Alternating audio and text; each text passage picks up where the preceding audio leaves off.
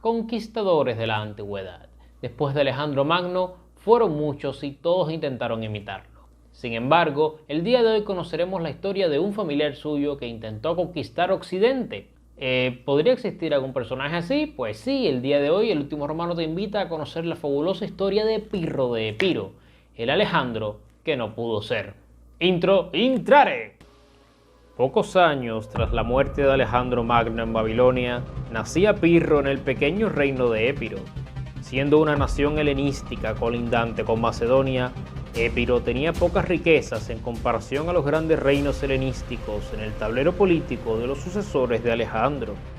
Aún así, esto no impidió que las guerras de los diádocos se extendieran hasta el reino de Épiro, a un tribal y a medio civilizar. Los soberanos macedonios creían tener derecho al trono epirota debido a la antigua alianza matrimonial entre Olimpia y Filipo, padres de Alejandro Magno. Este convulso panorama haría que el pequeño Pirro tuviera que huir continuamente de la muerte, siendo su juventud digna de una auténtica novela de aventuras. Sus andanzas lo llevaron a convertirse en el peón del temido diádoco Demetrio Poliorcetes, quien intentaría usarlo para convertirlo en un rey vasallo con el que asegurar la lealtad del Épiro. Este plan, sin embargo, nunca llegaría a completarse, pues tras la batalla de Ipsos, Pirro caería en manos de Ptolomeo, quien lo mantendría en su corte en Alejandría. El faraón influiría en el joven rey, cuya figura cada vez tomaba más importancia como último familiar con vida del conquistador macedonio. Sin embargo, tras la muerte de Ptolomeo y la instalación de Pirro en el trono, este tomaría su propio camino.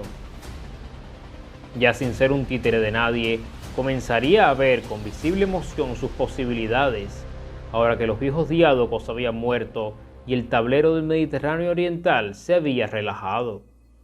Su juvenil ambición coincidiría con las ansias expansionistas de una nueva potencia que había despuntado en la península itálica. Los aún extraños romanos habían aplastado a los pueblos itálicos y se acercaban peligrosamente a la Magna Grecia. Era la oportunidad perfecta para Pirro de demostrar sus dotes militares y emular a aquel que había muerto 5 años antes de su nacimiento.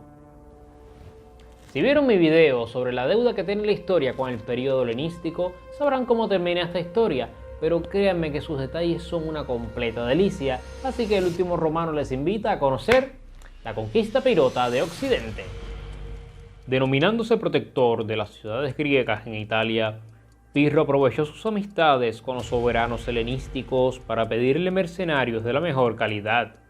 Tropas varias de Asia Menor, elefantes y falangitas macedonios se le serían suministrados y tras asegurar su alianza con el rey Ptolomeo Seraunos de Macedonia, el joven Pirro cruzó el mar con un ejército de al menos 40.000 hombres. Sin embargo, una tormenta dispersaría a sus fuerzas y hundiría otras tantas. Solo 5.000 soldados llegarían con él a Tarento. El audaz rey epirota se apresuró a reclutar nuevas tropas a mansalva entre los nativos itálicos y cuando tuvo un buen número de ellos, se enfrentó en Heraclea al ejército romano. Nadie dudaba que Pirro tuviera la madera para convertirse en el Alejandro de Occidente, pero con un ejército profesional tan pequeño, sus tropas pasaron mucho trabajo para vencer a las legiones romanas. Cuando finalmente éstas se retiraron, Pirro descubrió lo que era una victoria pírrica, pues había perdido a un gran número de hombres. Es entonces cuando descubrimos en la historia lo que le hubiera pasado a Alejandro Magno si hubiera intentado conquistar a los persas con solo 5.000 soldados profesionales y otros miles de nativos con poca experiencia. Sin embargo, aquello no sería suficiente para doblegar al epirota. Tras recibir algunos refuerzos, recobró su avance contra Roma, sorprendiéndose de la velocidad con la que estos se habían recuperado de la batalla. Sin temores, Pirro retó a las legiones en Asculum y volvió a vencerlas a costa de otros millares de muertos. Una victoria más como esta y me tocará volver solo a casa, dijo públicamente Pirro mientras observaba el mar de muertos en los campos de Asculum. Para este punto, Pirro ya se había dado cuenta que el ejército romano no era el ejército persa que se había encontrado Alejandro, sino que se trataba de fuerzas mejor organizadas y más profesionales. cuando se preparaba para lanzar un tercer golpe contra la República, recibió noticias de que las ciudades griegas de Sicilia estaban siendo amenazadas por Cartago. Ni corto ni perezoso, Pirro firmó la paz con Roma y marchó a Sicilia, dispuesto a expulsar a Cartago de una vez y por todas. La ofensiva de Pirro esta vez no sería tan pírrica. Tras 2 años de campaña, había derrotado completamente al ejército cartaginés en Sicilia, haciendo que la facción púnica solo conservara una única plaza, Lilibea, la cual no pudo tomar. De todas maneras, el pedazo más grande del pastel seguía estando en Italia, y para allá que iría Pirro. Con la fe renovada en el protector de la Magna Grecia, las ciudades locales aportaron tropas y Pirro volvió a retar a las legiones, esta vez en la localidad de Beneventum. La carta dorada del ejército epirota eran los elefantes de guerra que Pirro siempre empleaba para taponar las brechas que dejaban en la formación sus tropas más novatas. Sabiendo esto, los romanos desarrollaron estrategias para contrarrestar a los elefantes y tras derrotarlos, el ejército epirota se mostró vulnerable. Pero el conquistador de Occidente no perdería el encuentro sin convertirlo en una victoria pírrica para Roma, pues las legiones tendrían que soportar muchas bajas para ganar el combate. A pesar de todo, indudablemente Pirro había sido derrotado y ahora no habría discusión. Sin dinero, sus tropas restantes se dispersaron y las ciudades itálicas les restaron su apoyo, temerosas de sus ya preocupantes políticas tiránicas.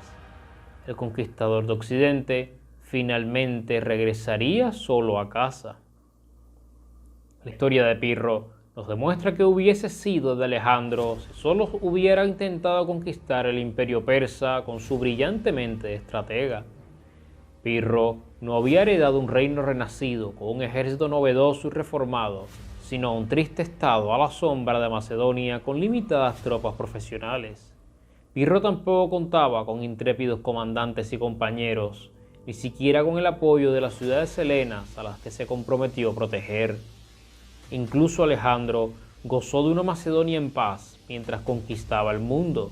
El epirota, por otro lado, viviría la invasión celta de Grecia mientras estaba en campaña. Pirro de Épiro es el primer personaje de nuestra serie dedicada a personajes infravalorados de la historia. No será el primer conquistador fracasado, soberano ignorado o ensombrecido general que veremos en el canal. Tras su fracaso en Italia, Pirro centró su atención en Grecia, donde intentaría hacer sombra a la Macedonia antigónida de Antígono II Gónatas. Su éxito en este punto era destacable, pero no indiscutible. Cuando se le presentó la ocasión de colocar en el trono espartano a un rey favorable a su persona, desplegó un ejército para la tarea. Esta sería uno de sus tantos conflictos en los que competiría contra Macedonia, que apostaba por un rey rival. Sería en la ciudad de Argos donde el rey Pirro encontraría su final. Cuando la batalla se tornó delicada, Pirro, siempre en primera fila, intentaba proteger la retirada de sus tropas cuando un soldado enemigo le hirió. Molesto, el conquistador lo persiguió sobre su caballo y cuando estuvo a punto de matarlo, la madre del soldado apareció desde una ventana y arrojó una teja sobre la cabeza de Pirro. Tras caer aturdido de su caballo, un soldado enemigo consiguió localizarlo y lo decapitó.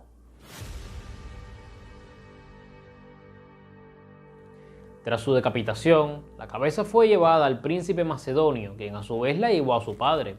Sin embargo, el rey Antígono II se negó a ver la cabeza y en cambio ordenó que Pirro fuese enterrado con todos los honores. Incluso sin los logros de Alejandro, hasta sus mayores enemigos conocían que Pirro tenía la madera para ser un gran conquistador. Sin embargo, hasta aquí llega la historia de hoy. El último romano se despide y como siempre, le dejamos la reflexión en el ending y recuerden que lo importante no es saber historia, sino entenderla bien. ¡Hasta luego!